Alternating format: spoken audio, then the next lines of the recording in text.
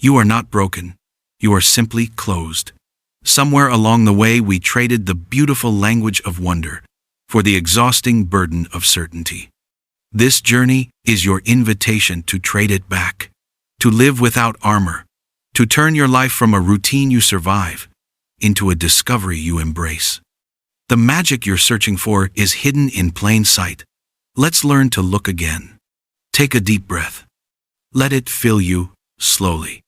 You're here, in this quiet space between everything you know and everything you've yet to discover.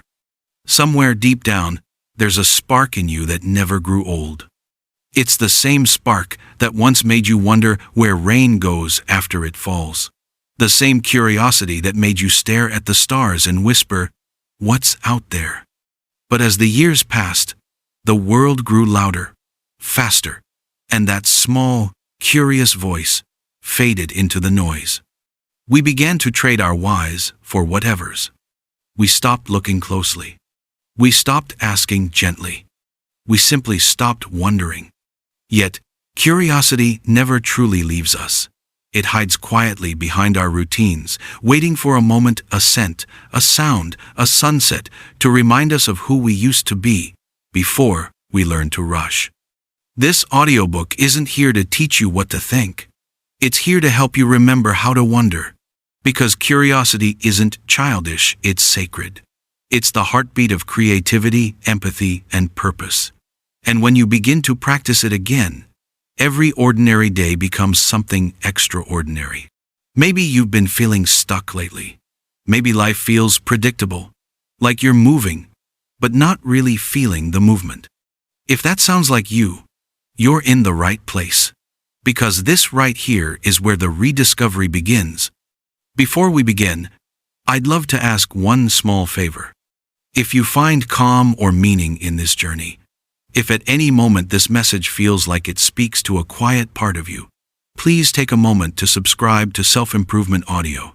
Click that thumbs up if it resonates with you. Leave a comment, even if it's just a few words, and share this with someone you care about. You never know who might need to hear this.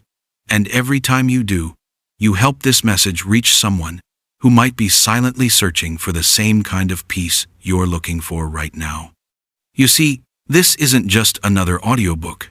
It's a guide, a gentle hand reminding you to pause, breathe, and ask why again. To notice the little things. To let life surprise you. Because the truth is, the world doesn't lose its magic. We just forget how to see it. So, as you listen, I want you to do one thing. Stay open. Let the words sink in slowly. Let them stir something in you that maybe you forgot was still alive. This is not the story of becoming someone new. It's the story of remembering who you already were, the curious, tender soul that still looks for meaning in everything. Now, let's begin. Let's find our way back to wonder, one quiet question at a time. This is Cultivating Curiosity, a daily practice. Chapter 1. The Forgotten Language of Wonder. There's a language you once spoke fluently. You didn't need to learn it. It was part of you. It was the language of wide eyes and soft smiles, of curiosity so pure that even a small puddle felt like an ocean worth exploring. You used to ask, why? Not because you doubted, but because you truly wanted to understand.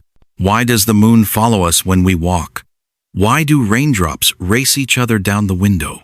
Why do people laugh when they're happy and cry when they're sad? That language, that innocent wonder, was how your soul spoke before the world taught you silence. As we grow, the world teaches us to trade wonder for certainty, to choose answers over questions, to label things quickly and move on, as if knowing something means we've truly seen it. But knowledge and wonder are not the same. Knowledge informs the mind. Wonder awakens the heart. Somewhere between growing up and keeping up, we stopped listening to the small, curious voice inside us. The one that whispered, "Look closer." Think about it. When was the last time you paused to really watch a sunrise? Not because it looked nice, but because you wanted to feel what it means for light to chase away darkness. When was the last time you stared at a child's smile and realized they aren't thinking about tomorrow or yesterday, and just this exact moment? Wonder is the bridge that reconnects us with life itself. It makes the ordinary sacred again. It reminds us that the world isn't just something to survive. It's something to experience. Maybe that's what we've all forgotten. Not how to live, but how to be alive. Because when you stop wondering, you stop seeing. And when you stop seeing, you start drifting through life on autopilot. Awake, but not truly aware. The forgotten language of wonder isn't gone forever, though. It's just quiet, waiting for you to slow down enough to hear it again. And you can start small. Notice the way sunlight dances on your wall in the morning. Listen to the rhythm of rain. Feel the quiet pulse in your chest. And remember, that's life happening right now. You don't need to find wonder in grand adventures. You find it in the smallest moments, in laughter that comes from nowhere, in tears that release something you didn't know you were carrying, in the stillness that finally feels safe again. So, today, try to speak that old language again. Ask, why does this make me feel? Instead of, what should I do next? Ask, what can I notice here? Instead of, what's the point? Because the more you practice wonder, the more life begins to speak back. And, slowly, beautifully, you'll realize it's been waiting for you all along. Chapter 2. The Courage to Know. Curiosity sounds beautiful in theory, light, open, and free. But in practice, it's often uncomfortable. Because to be truly curious means you must be willing to face what you don't know. And that takes courage. See, most people think curiosity is about seeking new things. But at its heart, curiosity is about questioning old things. The beliefs you inherited, the routines you follow, the stories you tell yourself about who you are and what's possible. And the moment you start questioning those things, the ground under your feet begins to shift. That's why so many people stop right there. It's easier to stay within what feels familiar, even if it quietly limits us, than to wander into the unknown and face what we might discover. But here's a truth most people don't realize. Every breakthrough you'll ever experience begins with a moment of honest curiosity. The courage to say, what if I'm wrong? What if there's more to this? What if I could change?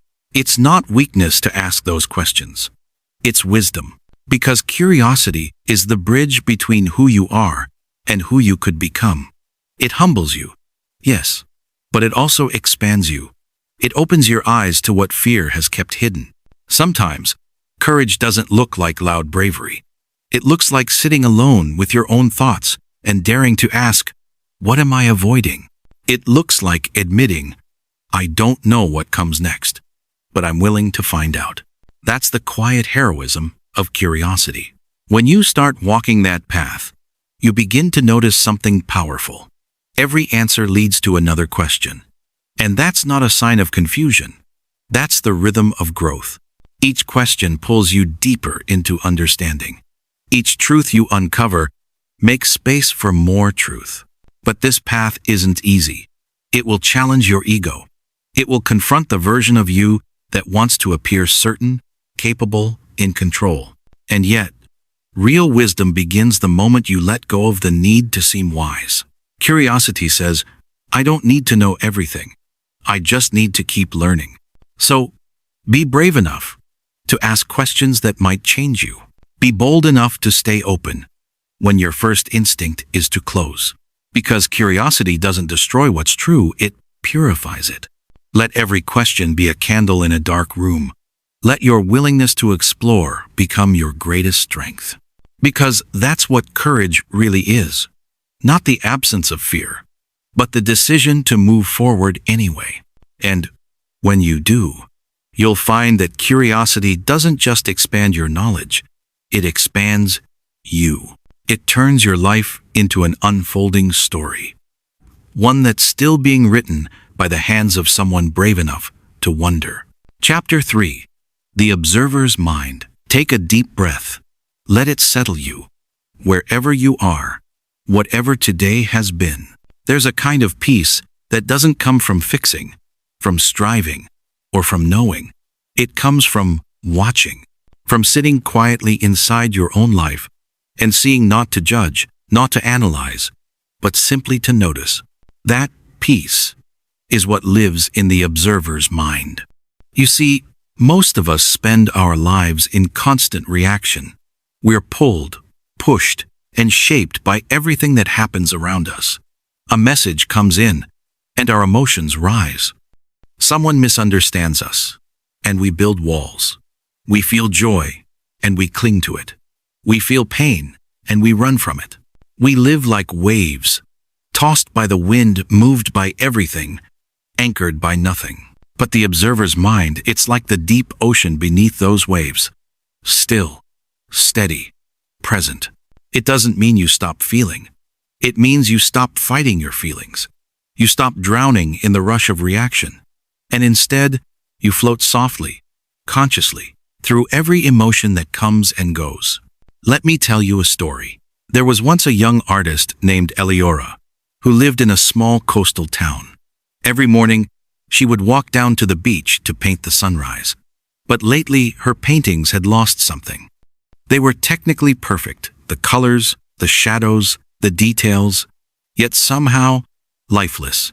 Frustrated, she stopped going. "What's the point?" she said. "I already know what the sunrise looks like." One day, an old fisherman saw her sitting by the dock, staring blankly at the horizon. He sat beside her and said, "You stopped watching." She frowned. "What do you mean? I've watched the sunrise every day for years." He smiled gently. "No, you looked at it. You didn't see it." That night, his words echoed in her mind. The next morning, before dawn, she walked to the shore again. This time, she didn't take her brushes. She just stood there still, quiet, present. She watched as the sky changed colors, how the waves caught the first light, how the birds lifted off one by one. For the first time in years, she saw the sunrise as if for the very first time. That day, when she finally picked up her brush again, her art breathed again, not because she had learned new techniques, but because she had learned how to see. That's the power of the observer's mind. It brings life back to the things you thought you already knew. It's the moment you pause before reacting, the breath you take before responding, the space between thought and action, that sacred pause where wisdom lives. When you start observing your thoughts instead of chasing them, everything begins to shift. Anger becomes information. Fear becomes a teacher. Sadness becomes a signal. And joy becomes something you can truly feel, not just something you wait for. You start to realize that your mind is not a battlefield. It's a garden. Every thought that arises is just a seed. Some will bloom, some will pass, and you are simply the gardener. There's a quiet strength in learning to watch your own storms without becoming them. Imagine standing in the rain, but instead of running for cover, you just let it fall. You notice how it sounds on the leaves, how it smells, and how it feels. That's what it means to live with awareness. You stop resisting life and start experiencing it.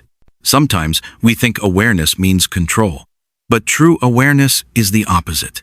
It's surrender. It's allowing what is to be. Because when you stop fighting reality, you start seeing it clearly.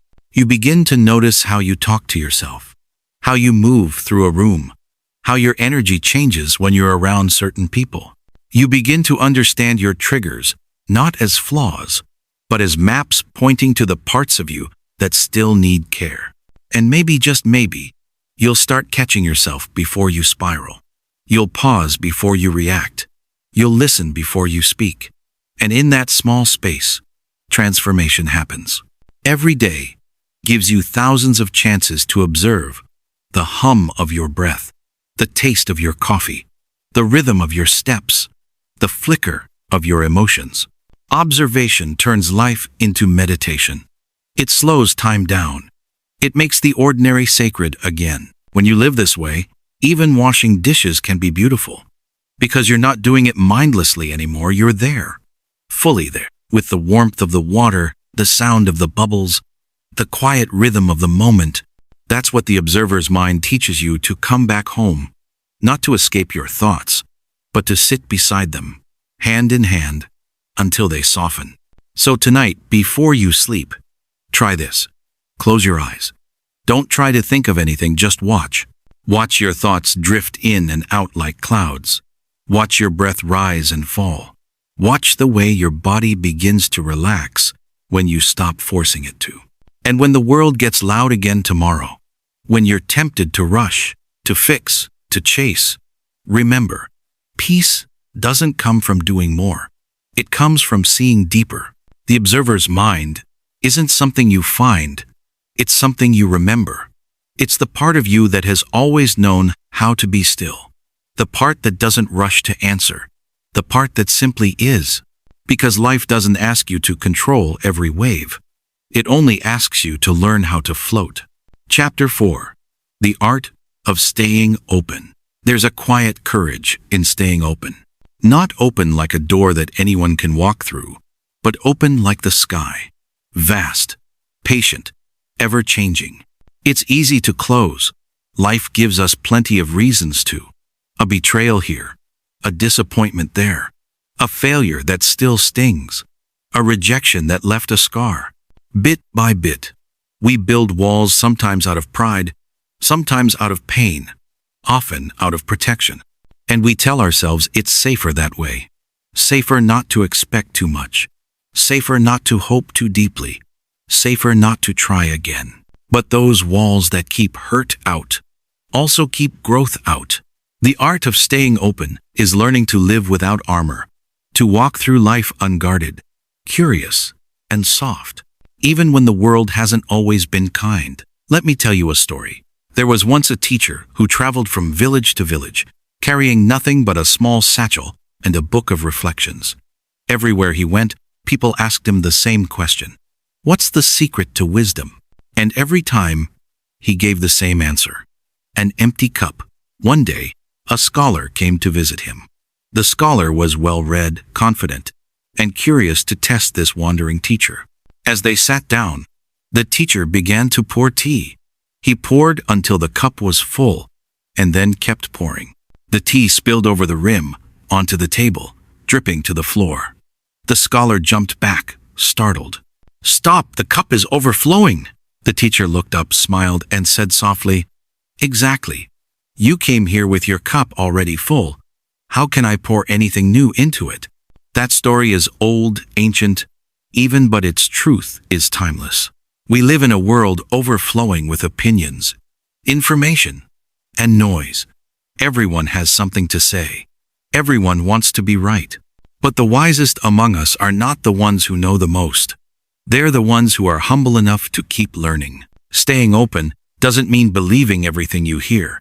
It means being willing to listen, to question, to evolve. It means saying, maybe I don't know yet. Maybe there's another way to see this. Because the moment you decide you've learned enough, you stop growing. And when growth stops, wonder fades. Think of a child. Every moment is new. Every color, sound, and word is an adventure. That's why they laugh so easily, because life hasn't become predictable yet. Curiosity is openness in motion. It's what keeps the spirit young, the mind alive, the heart awake. But somewhere along the way, adulthood trains us to trade wonder for certainty. We stop asking why and start assuming we already know. We lose the art of being surprised. We call it maturity, but often it's just fear wearing a grown-up face. To stay open is to stay vulnerable, and vulnerability feels risky, like walking barefoot through a world full of thorns. But what's the alternative? To live closed, guarded, untouched? That's not safety. That's self-abandonment. There's beauty in saying, I was wrong. There's strength in saying, I don't know. There's freedom in saying, teach me. Staying open allows life to shape you instead of hardening you. It allows you to heal without turning bitter, to forgive without forgetting who you are, to love again without pretending the past didn't hurt. It takes wisdom to open up after pain. It takes faith to trust the process again after failure.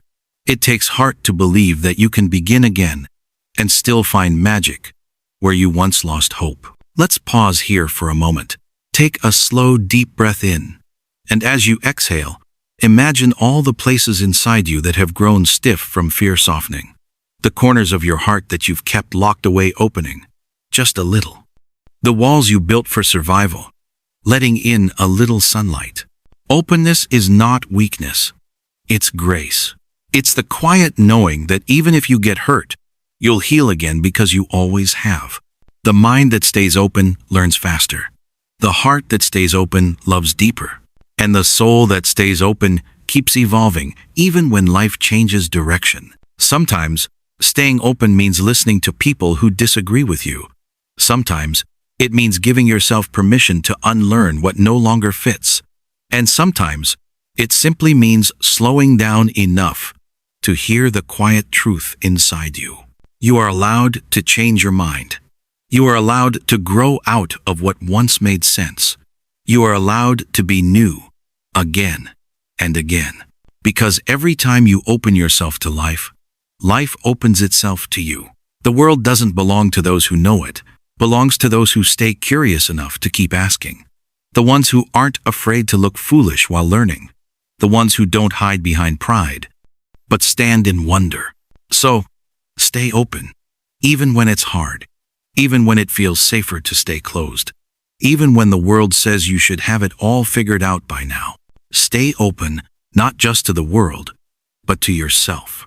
Because somewhere inside, there's still that part of you who once looked at life and said, I can't wait to see what happens next.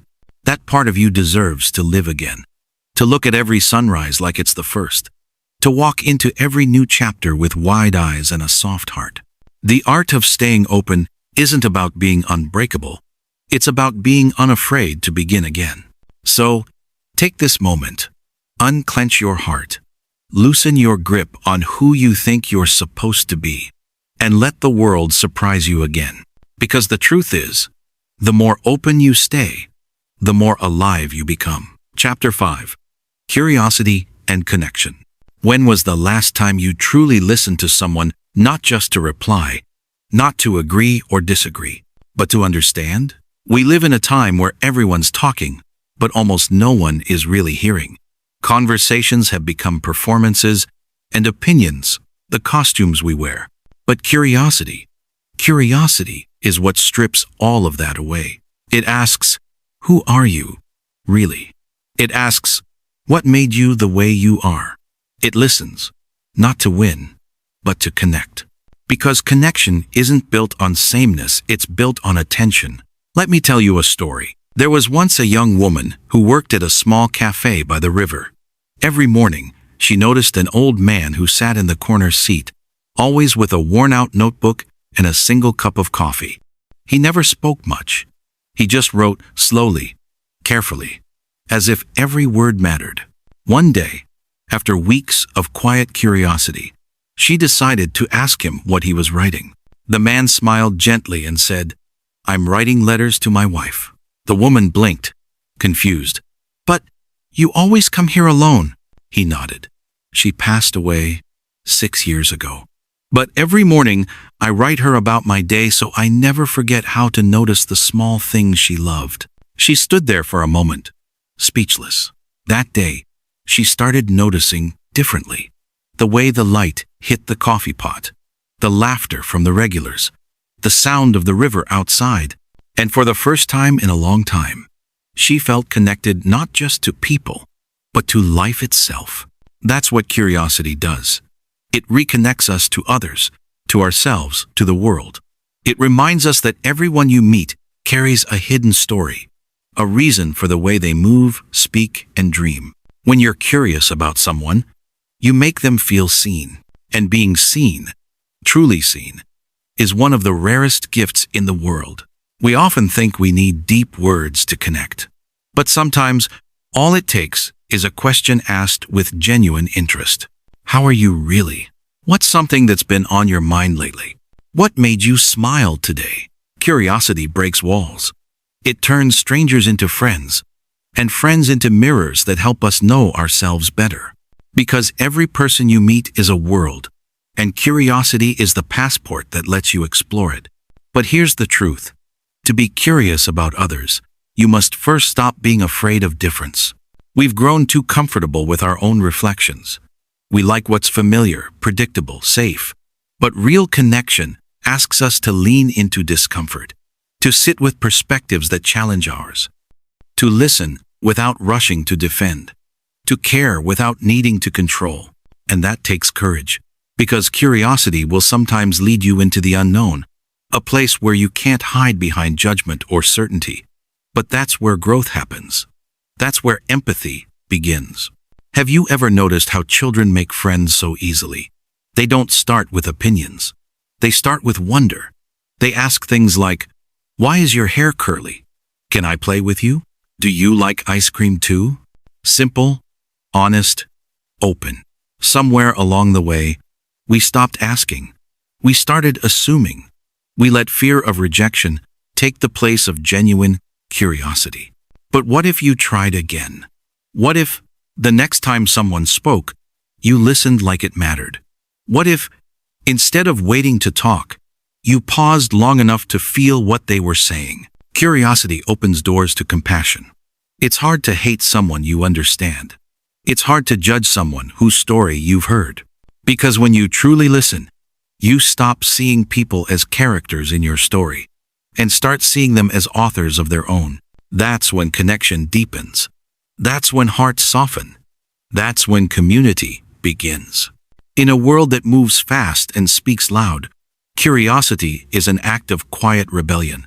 It says, "I want to understand, not just react." It says, "I'm willing to see you, even if I don't agree with you." And when curiosity guides connection, something beautiful happens.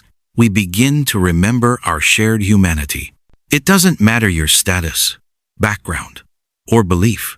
Underneath it all, we all want the same things: to be loved, to be understood, to be met where we are, and accepted anyway. That's the power of curiosity. It bridges differences, it softens edges, it replaces judgment with wonder. And maybe that's what the world needs more of. Not louder opinions, but quieter hearts. Not more arguments, but deeper understanding. So, the next time you meet someone, be curious not about what they do, but who they are. When the world isn't watching, ask them what they're afraid of. Ask them what they're dreaming of. Ask them what brings them peace when the noise won't stop. And listen. Truly listen. Because sometimes, the most healing thing you can give someone is the safety of being heard. And when you do that, when you connect through curiosity, you create a ripple, one that reaches far beyond that single moment, reminding both of you that being human is still worth it. Curiosity doesn't just connect us to people, it reconnects us to life, to presence, to the sacred pulse of being awake in a world that too often runs on autopilot. So, as you move through your day, practice being curious again. Ask questions with kindness. Notice without rushing. And when you speak, speak from a place that wants to connect, not convince. Because when curiosity becomes your language, why? Love becomes your translation. Take a slow breath in and let it out gently. You've come such a long way already, halfway through this journey, and that alone says something about you. It says you're not just listening, you're growing, reflecting, and showing up for yourself in ways that truly matter. Before we continue, I'd love to hear from you. Leave a comment below and tell me what part of this story has spoken to your heart so far. Your reflection might just be the light someone else needs to see. Tap the thumbs up button if you're enjoying this journey. It helps us grow this little corner of reflection and calm. Please take a moment to subscribe to Self-Improvement Audio. It's completely free, but it means the world. Because every time you subscribe, it helps this space reach others who might be silently searching for hope, peace, or purpose. Share this with someone you love. someone who might need a soft reminder to slow down and stay curious too. So take one more deep breath. Feel the gratitude, mine and yours, flowing quietly through this moment. Let's continue our journey together and keep nurturing that beautiful, unstoppable curiosity inside you. Chapter 6. The Daily Practice of Wonder. Take a moment. Look around you. What do you see right now? Maybe it's the light spilling through your window, the quiet rhythm of a fan, or the faint hum of life happening just beyond your walls. It's easy to miss these things, the small, ordinary details that quietly decorate our lives. But this is where curiosity truly lives. Not in the chase for answers, but in the gentle noticing of what already is. We grow up thinking curiosity is something loud, something filled with questions and energy and exploration. But as we mature, we begin to realize when it's also something still, something deeply personal, a way of being awake to life, not just awake in it. Every day offers tiny invitations to wonder, the way a leaf curls when the rain touches it, how laughter always sounds the same no matter where you're from, or how silence can sometimes feel like a friend. Curiosity, when practiced daily, becomes less about seeking newness and more about seeing anew. Let's pause on that for a moment because it's important. You don't have to travel far to find wonder. You don't have to chase it in grand experiences or complicated rituals. You just have to practice being present enough to notice. There's a story of a photographer who, after years of traveling the world to capture breathtaking landscapes, returned home tired, uninspired, and unsure what came next. One morning, he decided to walk through his own neighborhood with the same camera he used on his global adventures. At first, nothing looked special. The same cracked pavements, the same familiar corners. But then, he started to really look. He noticed how morning dew gathered on mailbox tops, how shadows played on fences, how old trees whispered stories in their bends. And suddenly, the neighborhood he once called dull became a gallery of hidden art. He hadn't found new beauty. He'd simply remembered how to see it. That's the daily practice of wonder. It's not about waiting for life to surprise you.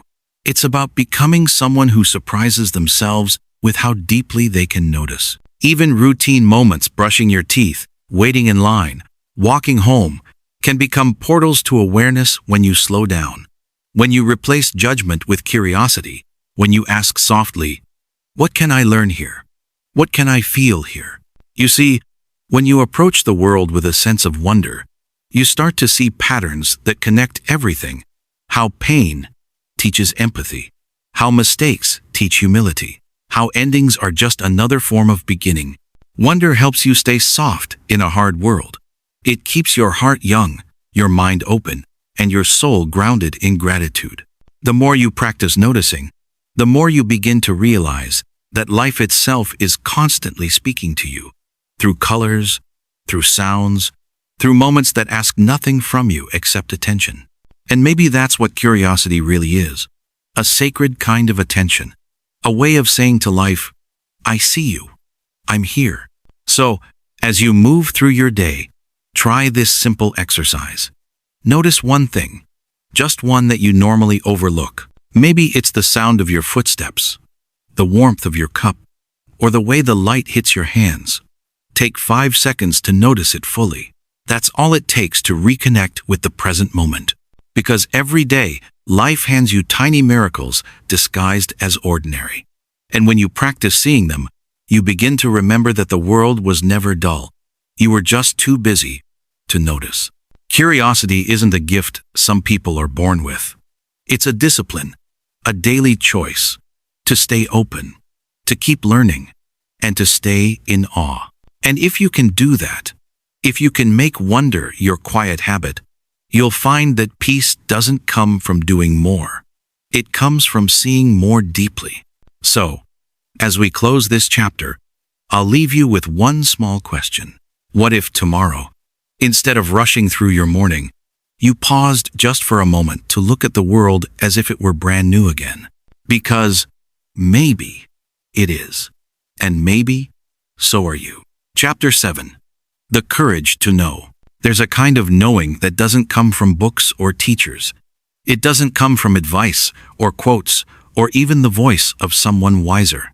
It comes from silence, from sitting quietly with the questions we've been running from. To know yourself, really know yourself, takes courage. Because the truth, when it finally arrives, doesn't always feel like light. Sometimes it feels like a mirror. And sometimes it hurts to look. We live in a world that rewards performance. We learn early how to appear confident, how to sound fine, how to smile through uncertainty. But real curiosity, the kind that transforms, asks us to take a deeper risk. It asks us to remove the mask. To say, what if I don't have it all figured out? What if I've been building my life on what others wanted from me, and not what I truly wanted for myself? That question alone, that single moment of honesty, is where real growth begins. There's a story about a woman named Elise.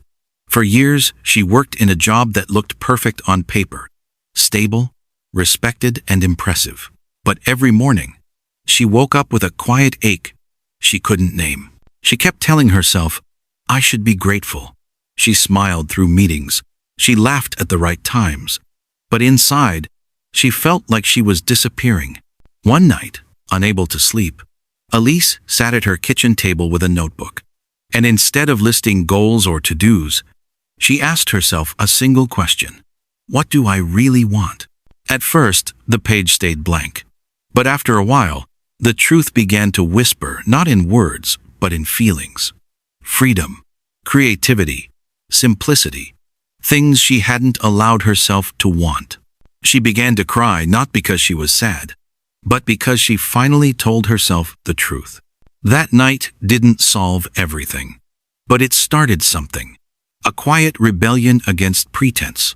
A gentle return to herself. That's what courage looks like. Not loud, not glamorous, just honest. Curiosity leads us there to the edge of what we've been avoiding. And courage is what helps us step closer, instead of turning away. Sometimes, courage means asking the questions that might change everything. Sometimes, it means listening to an inner voice that contradicts the outer world. And sometimes, it simply means staying with the discomfort long enough to understand it. You see, knowing yourself isn't a destination, it's an unfolding. You learn, unlearn, and learn again. You shed what doesn't belong. You outgrow versions of yourself that once kept you safe. And that process, as beautiful as it is, can be deeply uncomfortable. But here's the beauty. Every truth you face becomes a light. Every fear you name loses power. And every time you meet yourself with honesty, you grow roots strong, steady, and unshakable. The courage to know is not about having all the answers. It's about being brave enough to ask the real questions. The ones that begin with why. Why am I doing this? Why do I want that? Why am I afraid of change? Because when you dare to ask why, you stop living on autopilot. You start choosing your path with awareness. And awareness is the heartbeat of transformation. Let's pause for a moment. Think of one truth you've been avoiding. Something small, maybe, but persistent. A habit you've outgrown. A relationship that drains you. A dream you keep postponing. Don't judge it. Don't fix it. Just acknowledge it. That moment of honesty right there, that's the start of courage. Because sometimes, knowing yourself isn't about finding new answers. It's about remembering what your soul already knows, but your fear kept quiet. Curiosity can guide you toward that knowing, gently, without pressure. It whispers, look closer, listen deeper, don't turn away. And with every small truth you uncover, you become more aligned with the person you were meant to be, not the one the world expected, but the one who lives in quiet authenticity. So, if this chapter stirs something in you, let it breathe. Because what you're feeling right now, that gentle discomfort, that's the sound of your soul stretching, and growth always begins there. As we move forward, remember this: curiosity takes you to the door, but courage is what helps you open it. Chapter 8. Becoming a lifelong beginner. There's something quietly sacred about being a beginner. In a world that glorifies expertise, speed, and knowing it all, to remain open to say, "I'm still learning," is one of the most radical acts of courage there is. We spend much of our lives chasing mastery. We want to be certain, secure, in control. We want to stand on solid ground. But curiosity, it asks us to keep walking, even when the ground shifts beneath our feet. To be a lifelong beginner is to wake up each morning with wonder, to look at the familiar and say, "What if I've never really seen this before?" The truth is, we are all constantly becoming. Every conversation, every mistake, every quiet evening of reflection that reshapes who we are. But somewhere along the way, we're taught that not knowing is weakness, that fumbling means failure, that uncertainty should be hidden. And yet some of the most beautiful transformations begin in that space of not knowing. When we admit, "I don't have all the answers," we create room for something new to arrive. Think of a child learning to walk. They fall, they laugh, they try again without shame. Every stumble is part of the rhythm. Every fall is proof of progress. Somewhere, as adults, we forget that rhythm. We become afraid of the fall. We trade curiosity for certainty, and in doing so, we stop growing. But when we return to beginner's eyes, life becomes spacious again. We start to notice beauty in the ordinary, the sound of rain, the warmth of morning light, the way a stranger's kindness can shift an entire day. We listen more deeply. We forgive more quickly. We stop rushing to define and start allowing things to unfold. There's a Japanese concept called Shoshin, beginner's mind. It teaches that even after years of experience, the wise remain humble enough to keep learning. Because wisdom isn't the absence of ignorance, it's the presence of openness. Imagine living that way, not as someone who has arrived, but as someone who is always arriving. You learn to see endings not as failures, but as invitations to begin again. You learn that change isn't a threat. It's the proof that you're alive. When you live as a lifelong beginner, you stop clinging so tightly to outcomes. You start dancing with uncertainty. You find joy in the process, not just the results. You realize that every person you meet knows something you don't, and every moment you live has something to teach you if you're still enough to listen. So, maybe growth isn't about becoming someone new. Maybe it's about returning again and again to that curious child within you who still believes the world is worth exploring. The one who asks why and how and what if without fear of looking foolish. The one who still finds magic in the simplest things. Being a beginner doesn't mean you're behind. It means you're alive, awake, evolving, open. And when you live that way, you move through the world with a kind of quiet grace. You stop performing. You start experiencing. So, here's a small invitation. Tomorrow morning, before you rush into routine, pause for a moment. Look around. Notice something ordinary and let it feel extraordinary again. Because when you choose to stay curious, to stay open, to stay humble, you give life permission to keep surprising you. And maybe that's what it means to truly grow. Not to arrive at knowing, but to forever remain in awe. Chapter 9. The Alchemy of Stillness. There's a quiet kind of curiosity that doesn't ask questions out loud. It doesn't chase or search or reach. It simply listens. It's the kind of curiosity that blooms in stillness. The kind that whispers, "I wonder what happens when I stop trying so hard to know." We often think curiosity is movement, a restless reaching for something new, a hunger to understand what's next. But the deeper truth is this. Sometimes curiosity asks us to stop, to pause, to breathe, to sit in the quiet, and let the answers come when they're ready. Stillness isn't a void. It's not the absence of thought or feeling. It's a space, a sacred, breathing space, where understanding begins to unfold on its own. When you allow yourself to be still, you begin to hear the soft hum beneath everything. the rhythm of your breath, the pulse of your heart, the murmur of the world outside your window, and underneath all of it, a knowing that doesn't need words. This is the alchemy of stillness. When you stop forcing clarity, clarity begins to find you. When you stop searching for meaning, meaning starts to rise naturally. Think of a glass of water stirred with sand. At first, everything is cloudy, swirling, unsettled. But if you let it rest, slowly, the sand settles to the bottom, and the water clears on its own. That's what stillness does for the mind. It clears the fog. It lets the truth drift quietly into focus. Sometimes we confuse stillness with stagnation. We think if we're not doing, we're not becoming. But stillness isn't the end of movement, it's the source of it. It's where the next step is born. When you sit in silence, you begin to sense what really matters. The noise of the world fades, the opinions, the comparisons, the endless scrolling, the constant proving. And in that quiet, you meet yourself again. You realize that curiosity isn't only about the world outside you. It's also about the world within you. How do your emotions feel when you stop naming them? What memories surface when you stop running from them? What dreams return when you give them the space to breathe? Stillness turns the gaze inward, not as escape, but as exploration. It invites you to listen to the faint, forgotten voices of your intuition, the soft inner teacher that speaks in calm and clarity. When you practice this kind of still curiosity, you begin to see beauty in quiet things, a flicker of light on the wall, a leaf trembling in the wind, the way your thoughts drift and soften when you stop holding them so tightly. You learn that silence isn't empty, it's full of answers you couldn't hear before.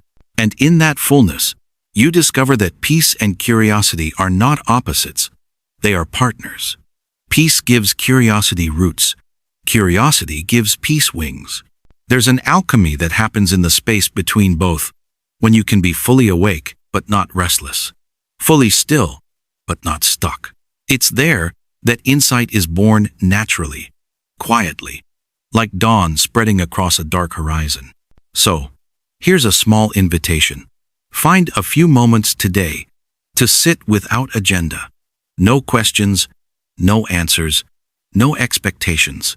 Just stillness, just breath, just the quiet hum of being. Let your mind rest and watch what rises. Because in the alchemy of stillness, you'll find that the world begins to reveal itself not through noise or effort, but through gentle listening. And perhaps that's the most profound curiosity of all, to wonder not by doing, but by being. Chapter 10. Life as a daily practice of discovery. Take a slow, deep breath. Let it fill your lungs, and as you exhale, let everything you've learned settle quietly into your spirit. We've walked through a journey together, a journey of seeing, listening, wondering, and becoming. And now, as we reach the final chapter, this isn't an ending. It's an arrival, a quiet return to the kind of curiosity that shapes a life worth living. You see, curiosity was never just about learning something new. It was about learning to see again, to notice the small details that life hides in plain sight. The steam rising from your morning cup, the rhythm of rain on your window, the way sunlight paints the floorboards just before noon. These are not small things. They are life itself, speaking softly, asking, "Are you still paying attention?" A curious life isn't lived in grand gestures. It's built moment by moment, in the ordinary, in the listening, in the noticing, in the willingness to stay open when it would be easier to close off. Each chapter we've explored, the wonder of a child's eyes, the courage to ask honest questions, the stillness that transforms confusion into clarity, they all lead here, to this daily rhythm of discovery. To wake each morning not with dread or routine, but with quiet anticipation. What will life show me today? And maybe the answer won't always be bright or easy. Some days curiosity leads us into mystery, into uncertainty, into places we cannot yet name. But even there, curiosity becomes light. A soft lantern guiding us forward. One question, one heartbeat, one breath at a time. Because to live curiously is to live awake. It's to meet the world without armor, to let it surprise you again and again, to listen more deeply, to feel more honestly, to grow without rushing the process. There's a kind of peace that comes with that, a peace that doesn't need everything to be figured out. It just asks for your presence, your full attention, your open heart. When you begin to see life this way, every moment becomes an invitation to discover, a conversation with the universe, whispered through the details. Curiosity asks you to look up instead of down, to ask instead of assume, to slow down instead of hurry through, to meet each person, each experience, as if it's the first and maybe the last time you ever will. And when you start living that way, you realize something quietly beautiful. You were never meant to have all the answers. You were meant to stay amazed. Because growth isn't a destination. It's a rhythm, a soft unfolding, a daily practice of attention, awe, and gratitude. The more curious you are, the more peaceful you become. Because curiosity replaces judgment with wonder and turns confusion into compassion. It bridges the gap between what you know and what you're still learning to love. So, as this story draws to a close, take a moment to honor how far you've come. You've paused, you've listened, you've chosen reflection over noise, and that alone makes you rare. You've practiced curiosity not as a reaction, but as a way of being. And that practice will keep shaping you in ways words can't always capture. Because when you live with curiosity, you stop trying to control every outcome. You start trusting the process. You start noticing beauty where others see routine. And slowly, gently, your life becomes an unfolding story, one you co-write with the universe every single day. So, as we end this journey together, remember this. Curiosity isn't something you lose with age, it's something you return to with intention. It's not about being perfect, it's about staying open. It's about showing up to the world each morning and saying, I'm here, I'm listening, I'm willing to learn. That's the essence of a curious life, not mastery, but discovery. Not control, but connection. Not knowing, but wondering. Take one last deep breath. Feel the quiet gratitude of being alive right now. The heartbeat, the breath, the awareness. That's curiosity in its purest form. The gentle awe of simply existing. And as we close this chapter, let this truth echo softly in your mind. You don't have to search far to find meaning. It's already here, woven into the smallest, most ordinary moments. You just have to keep noticing them. Keep asking softly. Keep staying curious. Because life itself is a daily practice of discovery. Take one last deep breath. Let it settle softly into your chest. Feel that quiet warmth, the same one that's been flickering inside you all along. That is your curiosity. The quiet flame that refuses to go out. The one that keeps glowing even when life feels uncertain. Even when everything else slows to stillness. As we close this chapter together, I want you to remember something gentle but powerful. This isn't the end. It's the beginning of your next discovery. Because curiosity doesn't stop when the story ends. It lingers. It hums quietly in the background of your days. It's in the way you look up at the stars, the way you listen a little longer, the way you start seeing beauty in places you once rushed past. That's what this journey was always about, not information, but transformation. Not knowing more, but feeling more. You've learned to pay attention, to slow down, to ask, to listen, and to wonder, even when the world tells you not to. And for that, I want to say thank you. Thank you for being here, for walking this path of reflection and discovery with me, for choosing presence over distraction and curiosity over comfort. Now, before you go, I want to invite you softly, sincerely to stay with us. If this story touched something in you, if it gave you a sense of peace, clarity, or hope, please take a moment to subscribe to Self-Improvement Audio. It's free, but it means everything. Every subscribe, every comment, every share helps this little corner of the world reach someone else who might need this same reminder that wonder still exists, that growth is still possible, that curiosity still heals. So go ahead and tap that thumbs up. It takes a moment, but it helps so much. Leave a comment below, share what resonated most with you in this journey. And if you know someone who's been feeling lost or restless, or someone who's forgotten how to slow down and see again, send this to them. You never know what it might awaken. Because what we're building here is more than a channel. It's a community, a quiet circle of people, learning to live with wonder again. And I truly believe the world needs more of that. So, as this audio fades, let the silence that follows be your invitation. Go live curiously. Go love deeply. Go notice everything, even the smallest things. Because that quiet flame inside you, the one that never grew old, is the very thing that will keep your world glowing. Manna Sita, thank you for being here, for staying curious, and for letting this story become a part of yours. Until next time, keep wondering, keep growing, and keep that quiet flame alive.